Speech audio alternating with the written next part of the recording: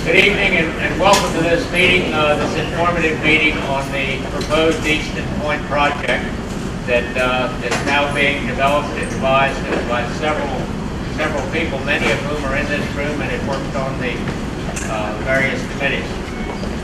What we're talking about now is a program that's going to redevelop about 25 plus acres of ground that's currently in the town of Easton and also within the Talbot County limits. It's going to be a time-consuming process. We're only going to get one shot at this probably, and we want to do it right the first time. It's probably the most expensive and time-consuming project that's ever been undertaken in Talbot County. And there's several committees. Many of you are on those committees that have been meeting for the last several months. A lot of ideas have come up. A lot of ideas need to be refined a little bit further, and we need to put a timeline in place for how we expect to handle this project.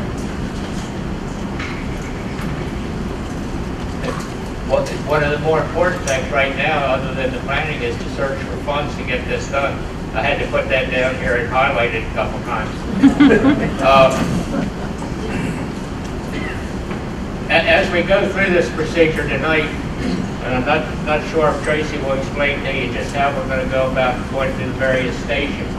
I think we had a few more people than what we had expected due to the weather and so forth, so that we will be proceeding along under those guidelines and after the presentation of the project itself.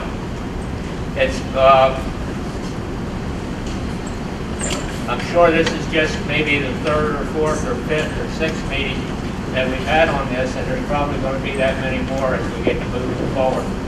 We also need to keep in mind that as you're down looking at the area where the development is going to take place, a lot of this is private property and already under contract for other issues, and we need to respect the rights of the individuals that are down there at this property. So if you're going to be down looking at anything, you need to get the proper permission from either the county council, the town council, or one of the property owners.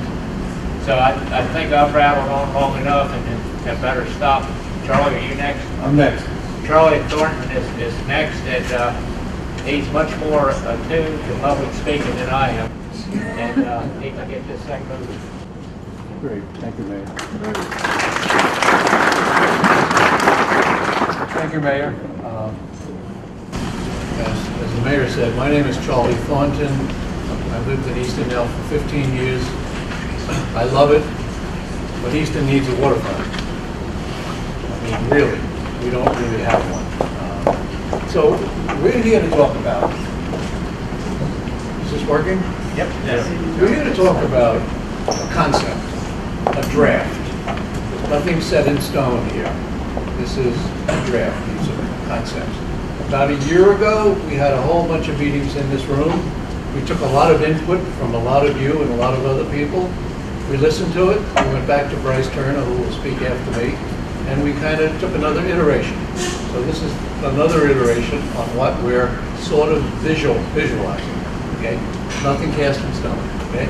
But more important is that there's so much community involvement in this. The Eastern Economic Development Corporation has a board. Would everybody that's on the board put their hands up? Ken? They're out there somewhere. There's one over here. Just you and me, Charlie. And I'm sure that you get all the names of the people that are on the board from the website. The other group is the Port Street Committee, which I'm the chair of. And we have reached out to a lot of local architects, engineers, contractors, business people, homeowners, marina owners, to try and get their input in anticipation for meetings like tonight. This will not be the last one, as Mayor Willie mentioned. Okay. The concept presented tonight represent work conducted over about the last year. And there's one interesting exhibit over here called the ACE Mentor Program. And coincidentally, I'm the founder of the ACE Mentor Program. It's all over the United States. It mentors high school kids. And they did a study a year ago on what to do with Port Street, what to do with Eastern Point. And you should go look at it, because high school kids generally have some pretty damn good ideas. And as Ron back there said, and they're smarter than we are. So anyway, but we are going to have some activities down there that will encourage Easton High School students and St. Peter and Paul and St. Michael students to get more involved. Can you speak closer to the mic? It doesn't turn up any higher, so. How's that? Better. Thank you.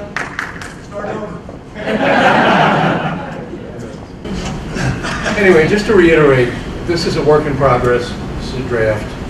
And Bryce Turner and Lynn Thomas are going to come on for 20 minutes after I get out of here. We're going to break for stations for 45 minutes. And then Tracy Ward, who just walked up here and reminded me about my mic, will sort of facilitate the feedback that all of the different stations have received from you. So, can you read this? There you go, Charlie. Okay. Eastern Point, a land of community opportunity. Everybody in the community should win based upon the redevelopment of Port Street. Louder, redevelopment of Port Street and the redevelopment of the waterfront. I've talked to a lot of people in Easton since I moved here. I came down here primarily for sailing, and most of them don't even know that Easton has a waterfront. Most of them have never been down to Eastern Point. When Tracy and John Schroeder and I took a bunch of African-American women out on a boat ride just to kind of show it to them, they had not been down here since they were 5 years old. And these women were a little more than 5 years old. It's an underutilized asset, and we think something should be done with it. So, a land of community opportunity. Job training. Everybody here talks about the fact that your kids grow up here and they go to college, if they do go to college, and they move away because there's no jobs here. One of the things we want to do is get incubators going and get more people studying things that they can get jobs here. Okay? Mixed income housing. Okay, this is not for the rich. This is affordable housing. This is mixed income housing. This is for the people that need housing in Talbot County, and there's a lot of them. Public parks and water access and enhanced amenities. Lisa Gezzi and the Friends of the Park have done a fabulous job developing the first shots at what the park will look like. Take a look at it, it's in the back. Waterfront Boardwalk. Take a ride up to Wilmington, Delaware, and look what they did to their waterfront, which was very industrial. They've turned it around, it's fabulous. You go there on a weekday for lunch, go there for dinner, the place is alive, and there's no reason why Easton's waterfront can't be alive. New and creative jobs, same thing. Creative jobs for people. Restoration of historic ship, the Messenger. John Schroeder's got a table back there. He's the owner of one of the marinas down at Eastern Point. The Messenger was a War of 1812 ship that apparently saved Easton. Basically brought stuff in when the British were not letting other stuff in. They just found it down on the Nanticoke, and John's trying to get it restored. And he thinks it should be down on Eastern Point. Why not? And he wants to build a new version of it. John, you still going to build a new one now that you found the old one? What's that? Are you going to build a new one now that you found the old one? Absolutely. Right. Okay, great. Modern. Tree line connection to the hill. There are renderings here of what might happen to Port Street if it's widened, it's made into a boulevard, it has trees.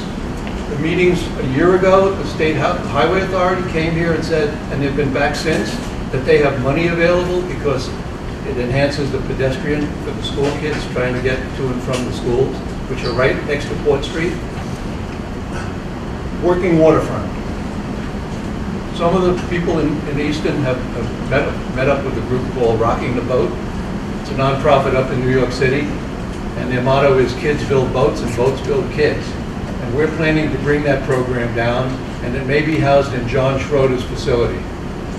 It's a fabulous program where high school kids in the Bronx are building wooden boats, and they're selling them to Mystic Seaport Take a look at rockingtheboat.com. Unbelievable. They want to come here. Improved waterfront access for recreational boats and trailers. I've never launched a boat at Easton Point. Apparently, it's a nightmare on weekends. There's a lot of people from Delaware come over here. There's commotion and get conflicts, and I'm not going to get into that, but we have some plans for that. Easton Point as a cultural destination from land and river. It's got a lot of history down there. There was a hotel boat that used to come in with musical performances. There's pictures of it. They had a lot of activity down there, and we want to try and recapture it. We're trying to basically make the intersection of the Parkway and Port Street a visitor's gateway to the town of Easton. Most people think the entrance to Easton is up Marlboro past the malls. We don't think that's an appropriate entrance for Easton. We think it should come up from Port Street, and there should be those 4 empty lots are available for development of some kind at the 4 corners. And the State Highway Authority said they'll do things to slow the speed down so people trying to get across Port Street won't get killed. And a new visitor center at the gateway. So, again, the other aspect is that we're trying to connect to the Hill. If you don't know what the Hill is, it's actually an older freed slave community. It's older and larger than New Orleans, which everybody thinks is the biggest one. So we're trying to recreate that. So without further ado, Bryce Turner, why don't you come up and do your thing. Thank you very much.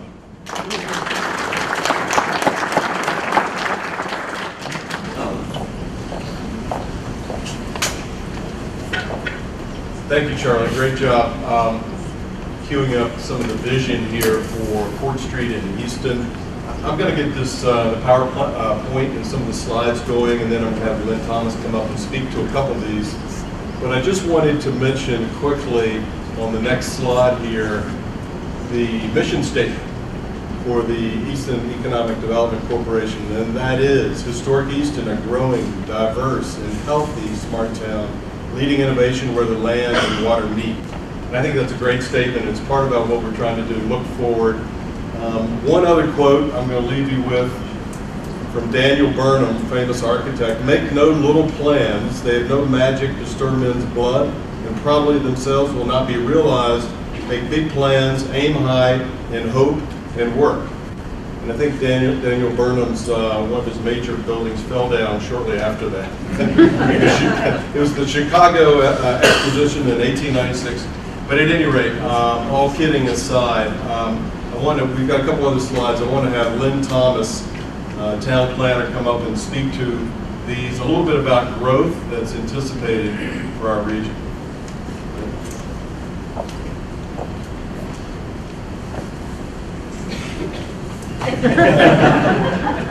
Thank you, Bryce. I'll be brief for a couple of reasons. One, they only allotted me 2 minutes.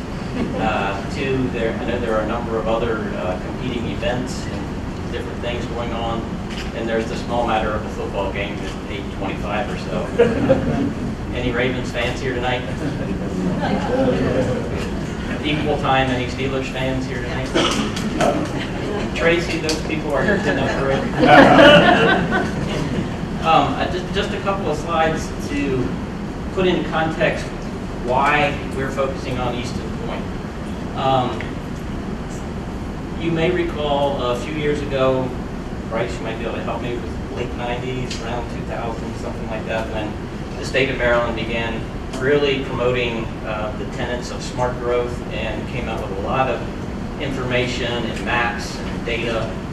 This is just one of them depicting the amount of land that would be consumed if development continued under the conventional scenario, the business as usual scenario.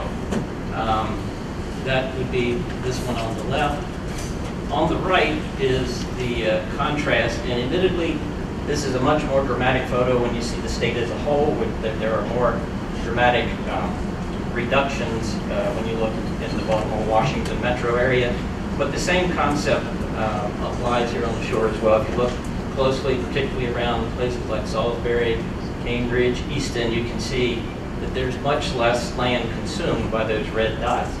on the so-called smart growth scenario versus the business as usual scenario. In fact, it's roughly only about 25% as much land to accommodate the projected growth.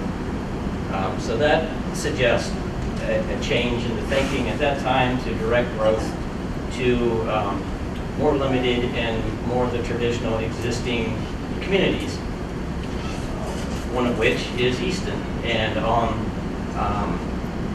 both local at the town of Easton and at the county level, for some time, even predating the state really trumpeting smart growth, Talbot County and the town of Easton and the other municipalities in the county have sort of really pitched the same song.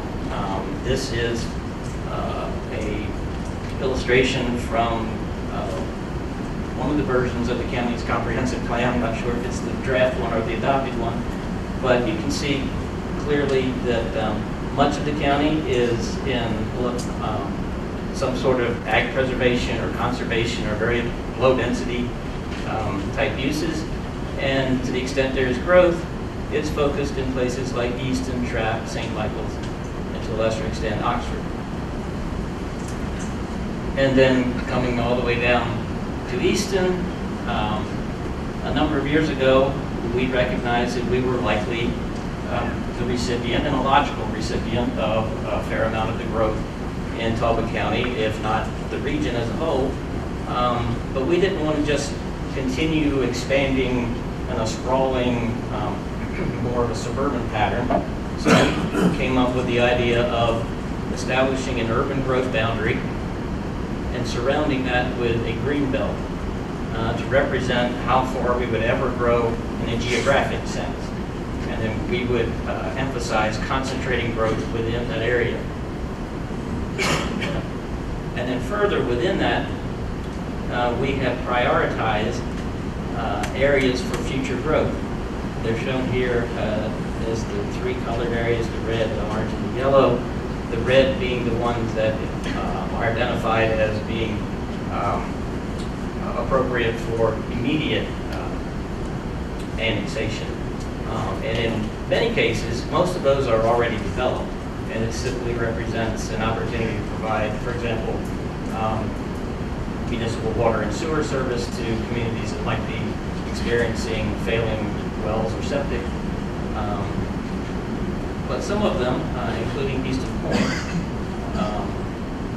are at least partially undeveloped or have redevelopment potential. And as has been said earlier, and certainly you are all well aware of, it's really our only waterfront opportunity. So that's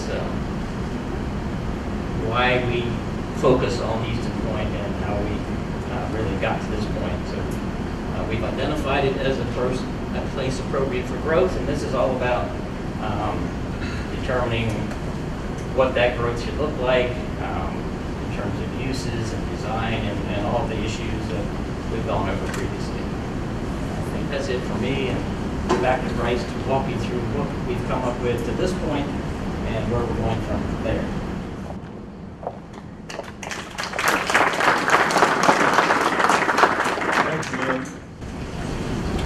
And we're all familiar with the history of this great area. It's really fantastic. This is a 1930 photograph that Charlie referenced, actually, one of the dinner boats and the theater boats that pulled up along the port of Easton. And while it was still green, lots of trees, there was activity going on there and some commerce, which is interesting and a fun place to visit. And so the idea is that we want to obviously make that point and that waterfront access more available to people, more accessible. And so I think it's worthwhile to always look back occasionally. Everyone's familiar with the area. I want to go through a couple of these slides pretty quickly, but obviously we have the parkway that really bifurcates Port Street, which connects historic Easton with the waterfront. And ironically, when you're traveling along the parkway, you don't really even know that when you get to Port Street that on the one hand you've got the historic town on one side and you've got the waterfront on the other side. It's not clear anymore. So with that setup and that pattern of circulation, we think that there's some things that can happen. There's some natural gateways that happen. I just want to reiterate the master plan goals because I think it is important to keep these in mind as we talk and collaborate and brainstorm tonight about some of the ideas that you'll be seeing, but creating a desirable destination at the water's edge, establish a gateway at the intersection of Port Street and the Parkway, link Easton's downtown to Easton Point through sound redevelopment strategies. That's important. Enhance the streetscape along Port Street.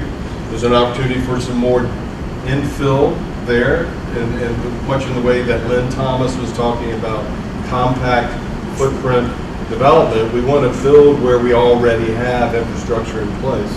There's a chance to do infill there. Promote mixed income housing, including potentially student housing along Port Street.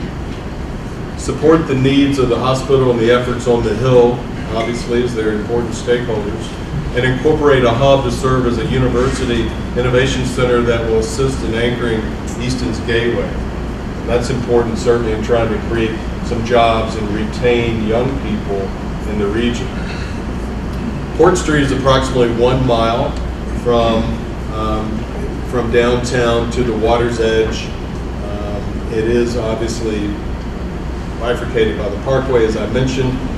So there's a lot of circulation that's happening there, vehicular circulation. We know how that really works along the Parkway. And Port Street, we've got rails to trails that are happening there as well. That's going to be a vastly improved system over the next 5 years. And a real opportunity for people not just to get out and ride their bike and enjoy nature, but even to commute from one place to the other. It's amazing how much more of that we're seeing as traffic gets worse and worse.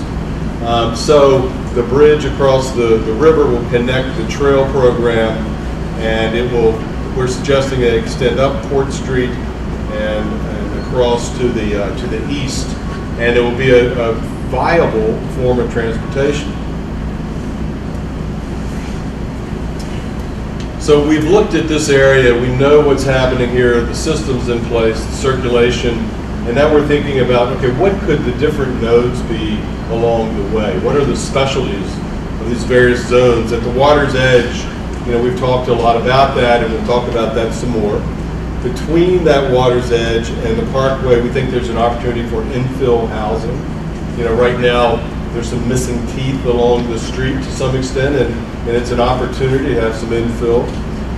The gateway makes sense right at the intersection of the Parkway and Port Street. Housing and civic uses along Port Street in that section closest to downtown. That area especially is where there's missing teeth, if you will. There could be some infill that could really improve the housing stock that's there, renovate a lot that's there, and add to it. So those are really the things we're looking at. And then, of course, downtown is a fantastic anchor, and anything else we can do there as well to improve that Port Street terminus would be fantastic. So the things that we're going to be talking about, we're going to divide up in groups a little bit later, more or less along these topics, but it's the water's edge, housing, open space, parks, and the gateway and the downtown connections. The two other tables that Charlie mentioned and that we have set up in the back that I think you'd like to check out. One is the ACE mentoring program that Charlie spoke about, and the other one is the Messenger project that John Schroeder's working on, and he's got some exhibits back there. You may want to take a look at it. But there's things like that, the Messenger could be a great staple into getting a project like this really moving. It certainly worked in Boston, Baltimore, a lot of other places where there was some history where people could rally about. So now we're going to look at some of the drawings we've done since we were here almost a year ago, where we did some planning. These are concepts, obviously not etched in stone. No master plan or concept design gets implemented exactly, but it does provide a direction about which to think. And that's what we've done here. So starting at the water's edge, on the plan on the right, you can see that we have various types of waterfront conditions. Right at the very end of Port Street, we think it's a great opportunity for probably a brew hub, a little marina building, obviously the marina that's there, some shops, some retail, and then when you get off to the sides, there's a better opportunity for soft skate along the waterfront, where places where you tip your toe in the water if you want to, or maybe take a kayak out. Those are important types of activities to have. Some very green, very natural edge conditions as well. We've got a lot of waterfront here. We can have a variety of different uses. Housing. Housing is going to be an important part, but we think this is a great place to grow. And if you're looking for a place to live on the Eastern Shore, or in Talbot County, or in Easton, why not live somewhere like this where you can walk places? We've got bicycle routes, we've got circulation, a pedestrian-friendly environment. And so it's a variety of housing types. It's no one particular one. There could be townhouses, maybe low-rise apartment rental buildings, some condominiums. But they want to have natural materials, quality materials is important. We could have maybe some contemporary design, but largely it needs to be respectful of traditional design. That's important here. So you'll see a variety of those types of things. And then as you move along, we're just showing a couple other examples of housing here. There's an opportunity even on the south side of the bottom of the plan, near Londonderry, where you might have condos, or there might be buildings that are 1 over 2 type apartment or condo situations. They look like townhouses, but they're really apartments. A variety of different housing types. And then we have Easton Point Park, which is a great opportunity. And this is a large tract of land. Currently, the municipal depot and storage area there. This is an opportunity to really green up an area, to have amphitheater, open space, kayaks, docks, concessions, and it's a trail program. It's a great opportunity. Park a few cars for people to be able to arrive. And the Friends of Easton Point Park have done a great job of pulling together some design and some initial studies to make all that happen. It's a chance for kids to learn about nature, obviously, and have educational programs that can be very meaningful. The types of things that you can only do at the water's edge. The street itself, Port Street needs to be rebuilt in some sections. It's really plenty wide in most sections, but we think that it could be more attractive with better landscaping, trees, a bike lane dedicated for bike travelers. You can imagine coming to Easton by boat and being able to ride your bike up to downtown without having to take some other means of transportation. So I've been thinking about how this gets rebuilt into a complete street. The gateway, I think, is one of the most obvious and easiest things to achieve. Right at the Parkway and Port Street, if you can imagine where it feels like a freeway coming through there today, if only we could slow people down just a little bit, some traffic calming. The state has said they're okay with this. We think we could change the paving right at the intersection and really have two very attractive signs that might feel a little bit like agriculture installations. One that might say Easton Historic Town to the left and the waterfront to the right. So people know when they travel through that zone that, yeah, this is Easton. I know where Easton is. And it gives people a center, a little point of orientation. Some planting, maybe a median could be a great thing. So that's the top image that we've drawn. This is a visit we took to the Hill and did some touring there.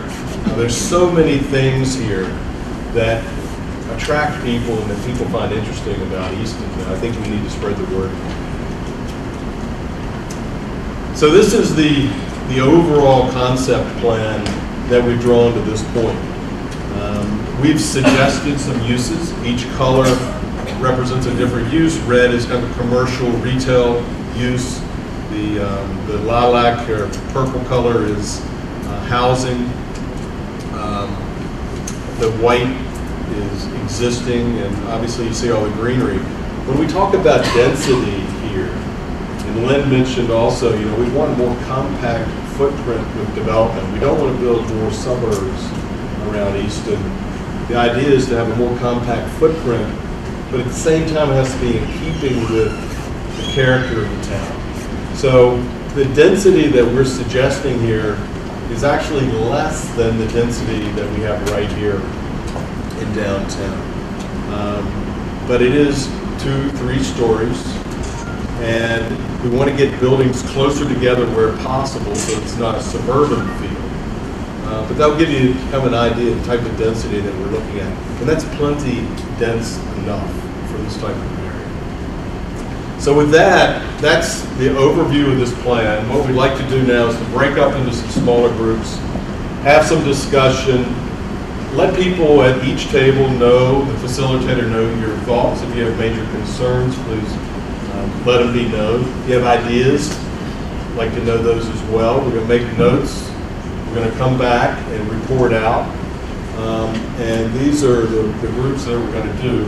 Tracy, anything else you want to say about this? Yes, there also, we invite them to comment on the maps. We'll put that up, so if they want to make a comment on the overall plan, this will be. So we have posted notes around that you can make notes on and comments.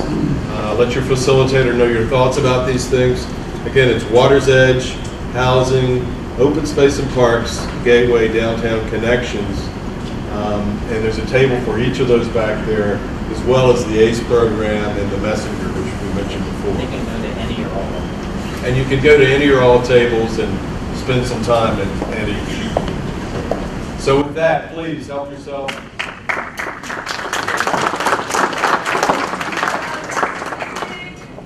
Yes. In regards to the presentation, I appreciate the presentation, but I have some questions that I would like to address to you. In this plan, I'm noticing that the people of color are left out of Fort Street in this development, particularly the mixed housing. I would like for you to expand upon that. Two, I would like to know what your plans are for the existing apartment building that is of history to the African American community, known as Milton High School.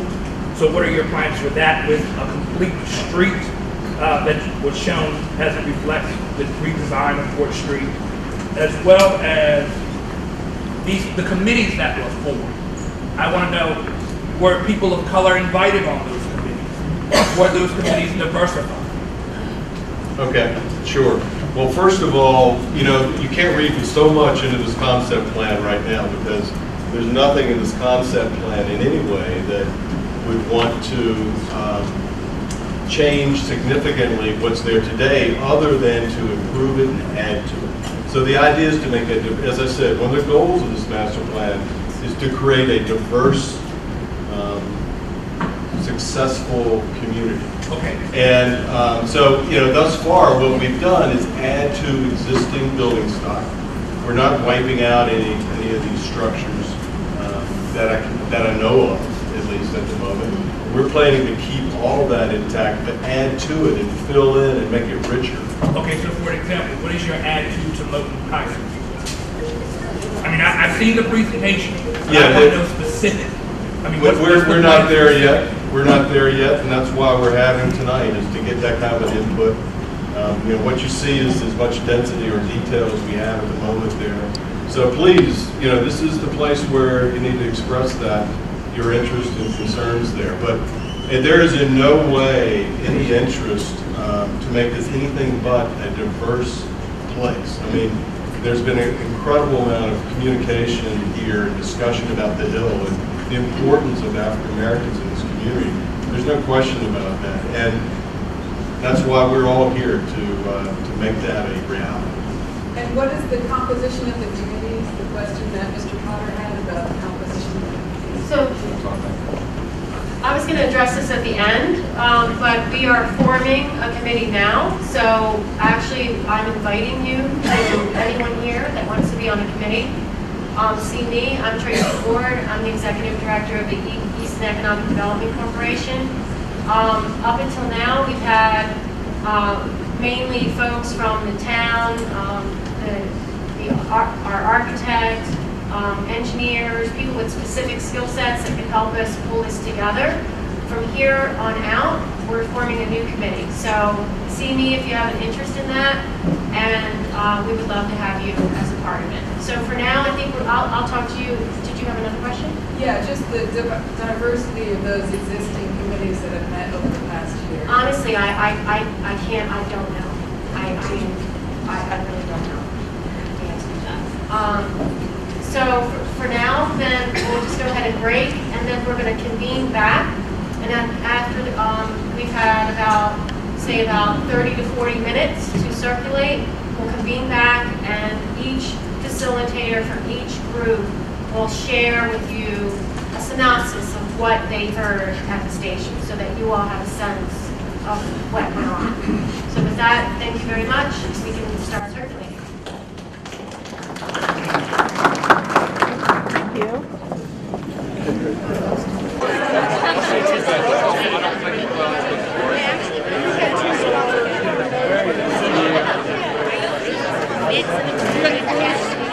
Somewhere around here.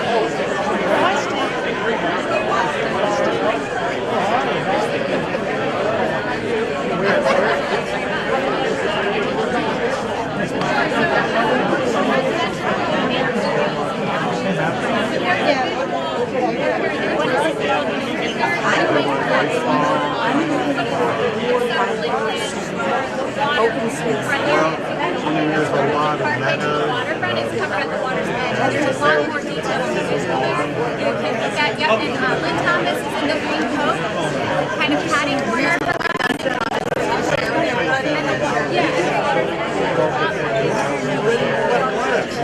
Down Port Street, balance it.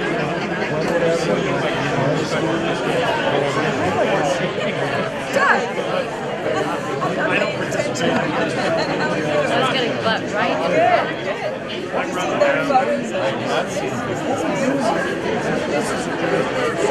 Yes, first night at the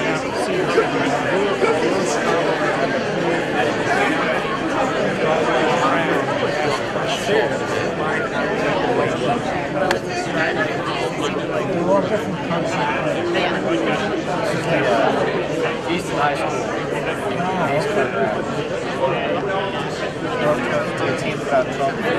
Eric Higgins here with MCTV Channel 15 in Easton, Maryland. I'm here with Tracy Ward, and tonight we're here at a very special presentation about Port Street, the end of Port Street, where the docks are, where the marina is, where the little ship, the store is, where all the ugly gas tanks are. You said that. Anyway, I'm a common man, and I want to know what's going on, okay? Mm-hmm. That's the reason for this tonight, correct? Yes. Okay. I'm going to fire right off with a question I have. What about the downtown businesses in Easton already? It's a great question. Okay, I'm going to start. That's my number one Yeah. question. Okay. So, excellent question. We had a meeting about a year ago, and we got input from the community.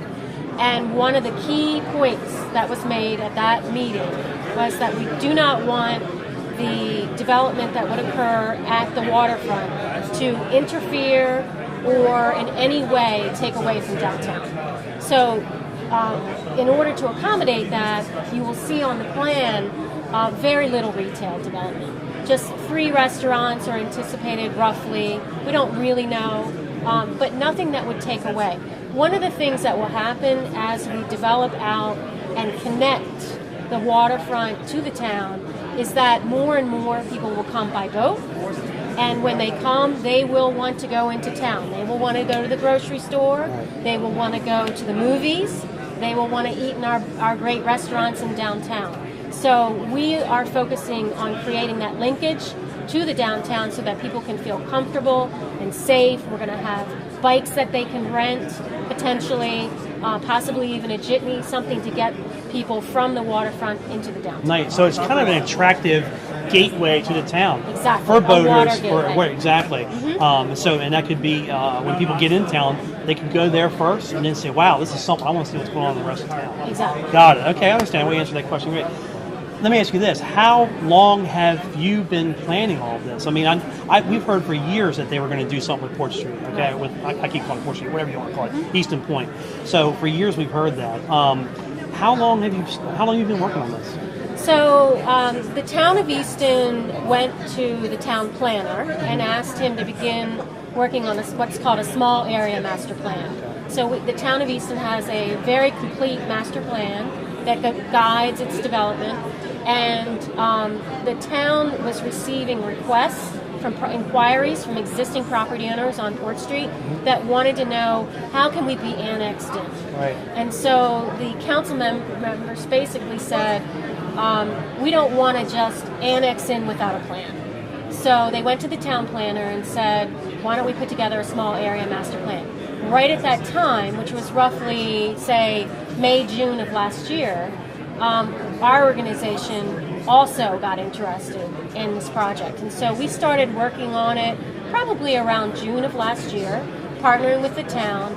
We had a public meeting in September of last year where we gathered input from the community, and tonight's meeting, a year later, is the result of that. So do you plan, I'm probably dumb saying this, but probably a couple more of these, correct? By the time it's all done? Absolutely. Yeah, right. It'll probably it's a process. 4 to 6 more meetings. Wow. Yeah. Okay, gotcha. From beginning to end, I mean, this is totally rough. How long do you see this project? How long do you see it taking? 15 years. 15 years. And I think Okay. that's optimistic. Yeah, right. But 15 years is sort of the window that we're comfortable thinking about.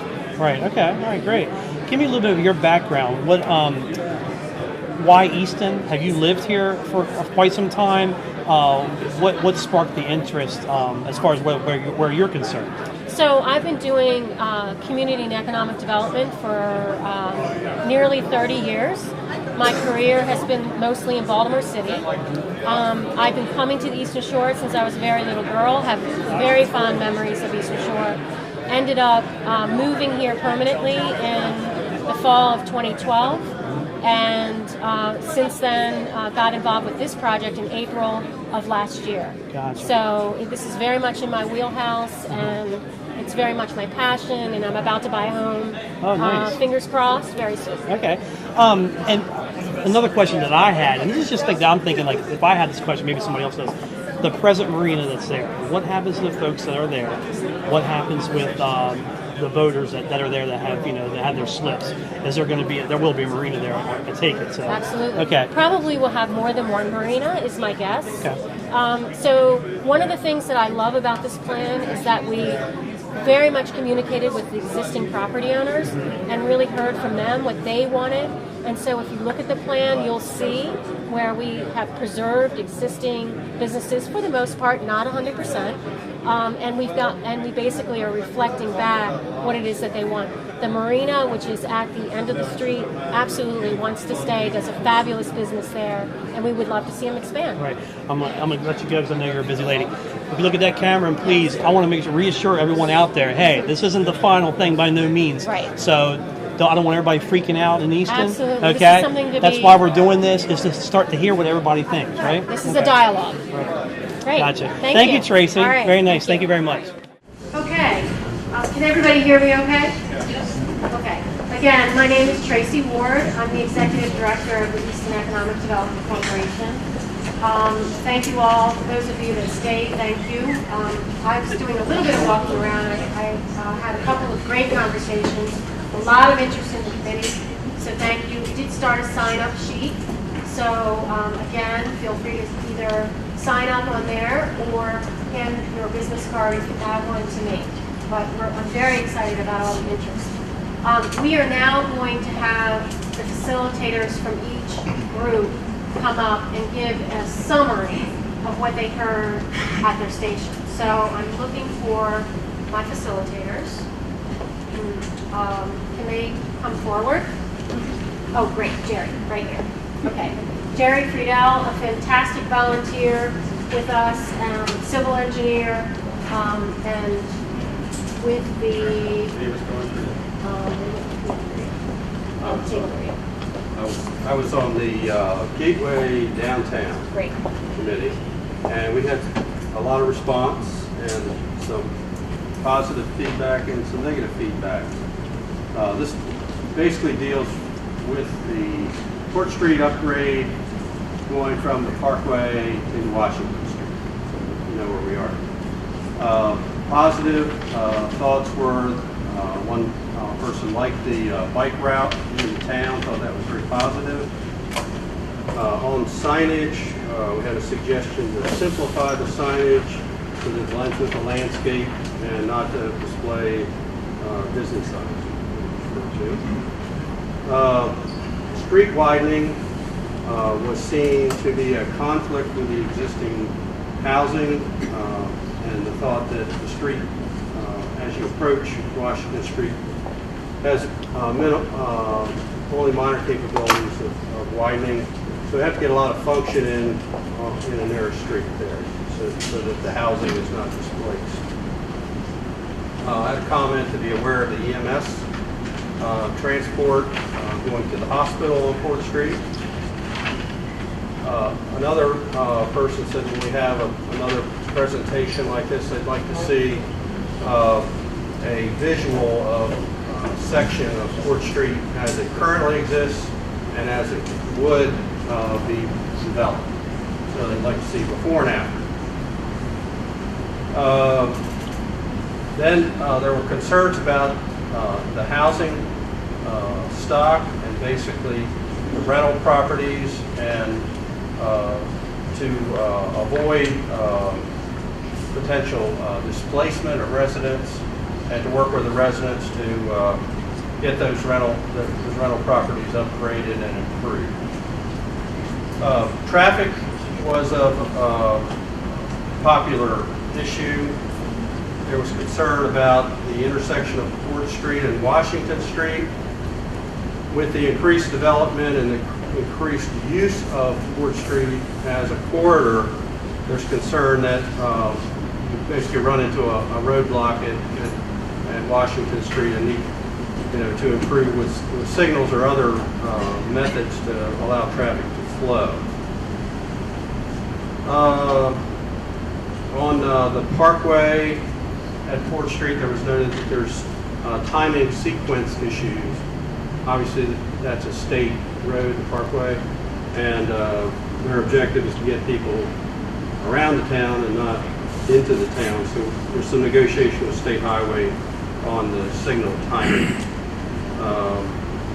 There also was concern about new development impacting the signal at the Parkway and 4th Street, and that will have more housing stock, more retail, restaurants, etc. And there'll be some difficulties unless it's planned for properly to have enough lanes to get people across the Parkway and into town and around town. There was also a comment regarding further connectivity downtown. Once you reach Washington Street, you need to filter through the town to Harrison and Dover. I don't have the solutions to all this, but I'm reporting the comments.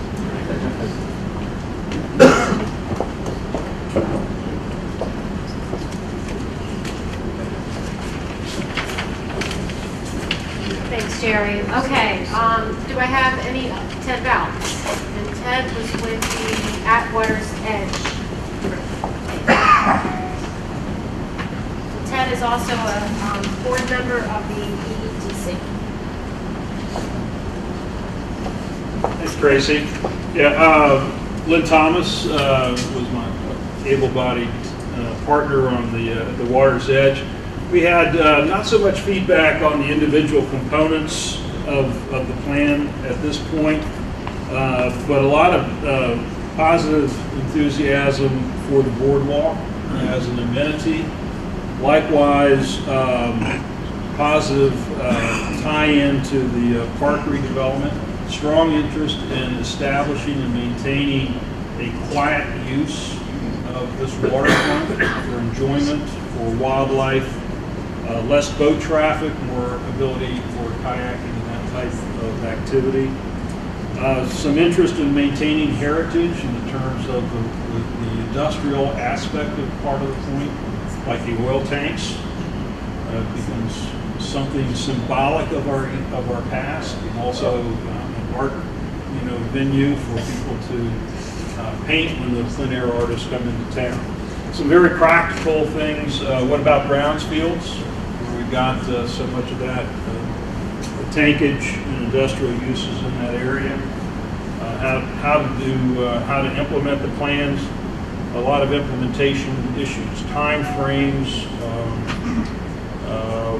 impact of rising sea levels and subsidence, how to care for that if we make this type of an investment. How is that, do we armor, if you will, the waterfront to protect that investment over time? I mentioned the naturalized waterfront as much as possible. So those are the basic elements that we heard from people about.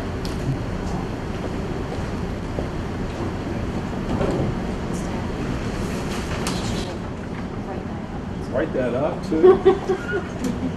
Lynn?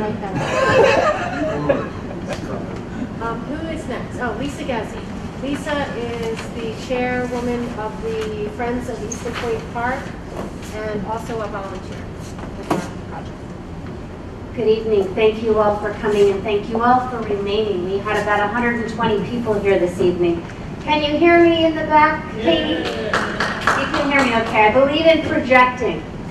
And at the park table, we actually had 9 sign-ups. So out of 120 people, 9 people want to hear more about our newsletter or what's going on for the park. So let me encourage more people to come at the end and sign up. That would be great. There are 3 things that resonated tonight for us. We were listening. We really have a concept going, and we want to be the ears of the community. And in fact, Tracy and I just want to reiterate, walked through for 2 hours 2 nights ago. Port Street, Clay Street, Glenwood, and the little connectors in between. We went up to apartment buildings. We wanted to hear from people that live closest to the park, because I feel, personally, I may be wrong, that a lot of people will be coming to the park from that area. So I really want to hear from those people. So the 3 things that resonated for me tonight are the feel of the park, children's safety, and the activities to be held at the park. What types of things can they do? So the first thing I heard, in terms of feel of the park, it really is ranging wildly. We've got people that are very interested in, a natural setting. It's close to the water. It's Easton's only waterfront park with native plants.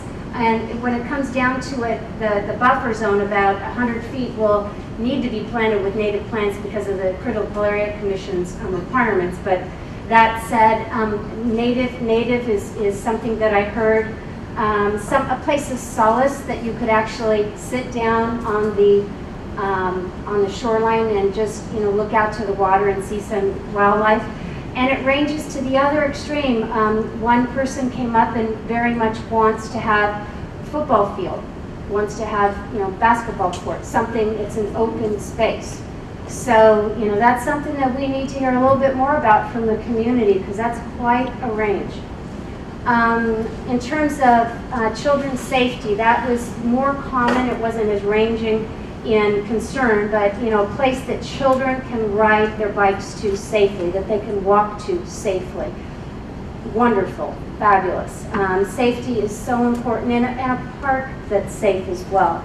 And someone even mentioned, I didn't have a chance to talk to this person, but rail car. I think they wanted connected to other parts of Easton by rail car. I spent about 5 years living in San Francisco. Riding the cable car was a lot of fun. It'd be fun to have it here. Don't know if we can afford it, but that's another thing. Could tie into the rails to trails. And then the third major area, activities. Again, as with the feel of the park, it had a big range of people talking about nature, having experience with critter hunts, actually looking at some native plantings, rain gardens, that types of things, to the other extreme, having sports there. So activities, but the sports could be, and I heard a lot of people say kayak, quiet sports, kayaks, sailboats, paddleboards, and then I heard football and basketball. So we've got some work to do. One other person asked me if we could provide comments from the community. Tracy, in terms of the past, are there comments that we could actually provide or gather the comments from here so that we will provide at least to that individual, and if we can provide it publicly, I'm just not sure how we collected that. Okay, we can. Okay, so we will provide that to that person as well.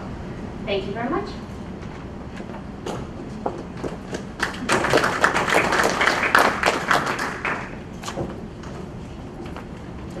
Okay, last but not least, Mike Tilke. He is the executive director of the Eastern Shore Entrepreneurship Center and the founder of Hot Desks. And I asked him to take the housing station because he lives in that community. Thanks, Tracy. Well, even though the focus of the table was supposed to be about housing, as you would expect, people were all over the map in terms of their input and suggestions and observations. So I'll do the best I can here. Obviously, I didn't write this down either. So following up on the previous presentation, there was the suggestion again about a rail car that would go down Port, cross over to West, and then up Glenwood. So that seems to be a recurring theme. One of the big comments was the challenges involved in widening Port Street at the Washington Street and Port Street intersection in that block or two. So there was a lot of concern expressed about how that was going to negatively perhaps impact on some of the housing that's there. There were a number of questions, concerns expressed about displacement, concerns about people that already live on the upper part of Port Street in terms of renovating their houses and infill. So those concerns need to be addressed. When you get to the intersection or the gateway at Port Street and Parkway, people were suggesting pedestrian overpass and lights. There was an observation, I don't know if I'm going to lose this or not, Londonderry. There was an observation that the rendering may be a little bit inaccurate because one of the portrayals here is in Londonderry's property and may not in fact be something that's doable, something to look at.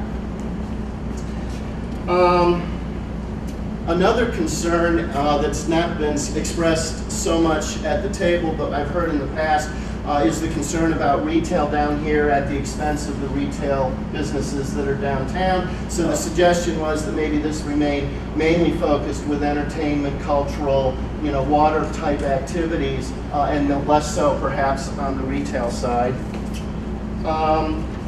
It was also observed by a number of people how much of this is floodplain. And so when you talk about, plopping a whole lot of new expensive housing there, has that been taken into consideration? And one thing, again, that's sort of out in left field, but something to be taken into consideration, is as you annex this as part of the town of Easton, what ward will it be? And how will that unintendedly impact the district makeup of Ward 4, which I understood was part of a previous lawsuit that may be involved in creating a more heavily minority voting district. So that needs to be taken into consideration as well. That's it.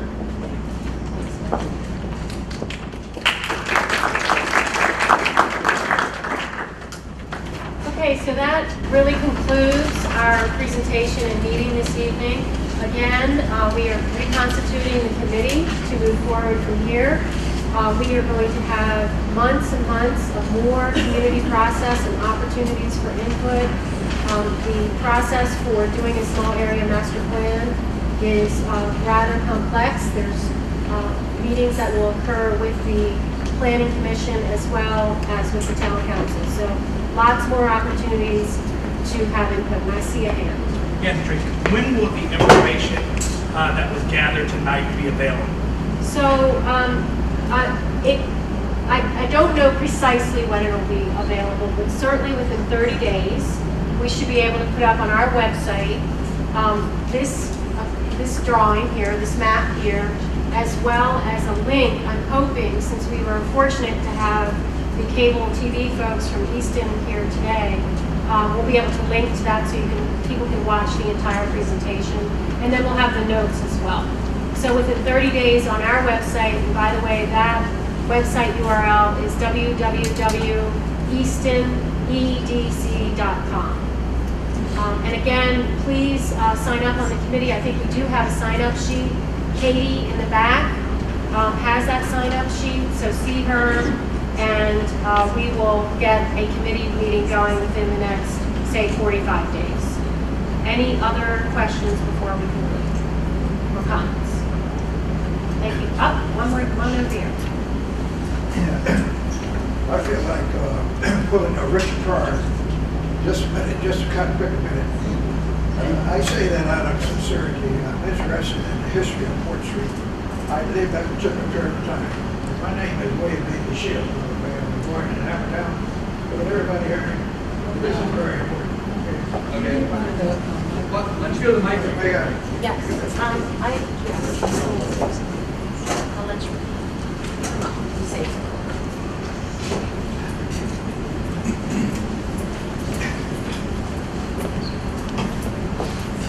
Thank you very much. I won't take too much of your time. Can you hear me okay? Yeah. Okay. I'm currently U.S. Army retired, 30 years in the military. So I've seen a few things. I was born in Hammertown, not too far away. And I watched Port Street develop. I lived on Port Street. And that was our social activity back in the days of segregation. Believe it or not, Easton was very much segregated back for a particular period of time. So even though it was segregated, we need to tell the story. When I was walking around listening to people talk about Port Street, it was beautiful, beautiful area, playground, all kind of activity and so forth. But nobody mentioned anything about the history. It was a simple, significant area as far as African Americans are concerned. That's very simple is the Moton High School. That's where my mom got her education, my dad got his education, and it was very, very significant. But I haven't heard anybody say, okay, that's a good symbol, that's a symbol that we want to maintain. I've heard anybody talk about the Port Street consists of African American and Black history. That's very important to me. So when I hear people talking, I see them ignoring the history of African Americans. I didn't know whether to cry or walk out of this and do what. And it's very easy to be saying that there's just no hope at all. What I want to do is make you sensitive to the fact that it was from a historical standpoint, it was a very significant area for African Americans. That story needed to be told. It's nice if you can have something you can touch and feel, but if not, at least put something in writing, have a building there that people can go to. I had a good friend of mine in Virginia who had a travel agency, and her comment was when she would travel from Virginia up to Canada, to Tracy Trail and Underground Railroad, she said, the Shields, you told me all about Easton, what blacks used to have in Easton. She said, when are you going to have something to make it worthwhile for us to stop? She said, what you have now? She said, it's not worthwhile. So I said, Bernie, one day we'll have something. Unfortunately, Bernie has passed. She'll never see the day. But we do have a history that's very important, ladies and gentlemen, to the African American community. At least don't ignore the history.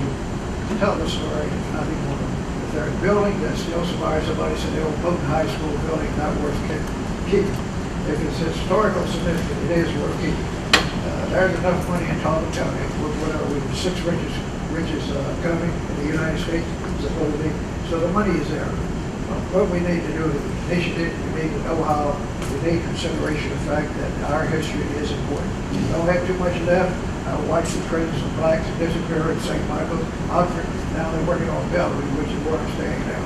So forth like that. At least we'd like to have some of that. But as far as Port Street is concerned, it's very minimal. At least tell the history of African Americans. Really appreciate that.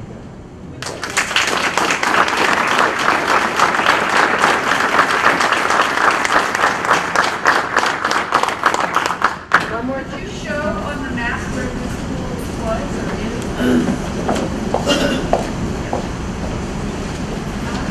Moton High School. One more? Just real quickly. Your point is very well taken. I think a lot of folks who are involved in this project are very excited about the history. And I just went on the hill tour myself last week with Dale, and I think we were hoping that Mr. Wainwright was going to be with might be your time.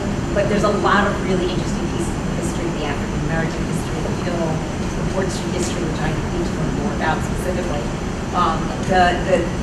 Where land and water intertwine, the impact of our, of what we do on the land and how it affects the water, the agricultural history, the fact that much of Easton used to be on the water a couple hundred years ago, but it's been sedimented in.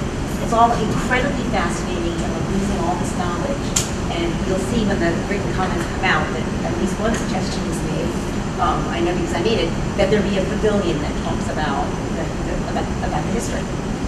And so it'd be a great place where kids go, adults go, to relearn all these really interesting things. But I think this group is very excited about the African American history of this area. I've heard it. I've sensed the excitement about it. So your point is very well taken. Thank you. Okay, thank you very much.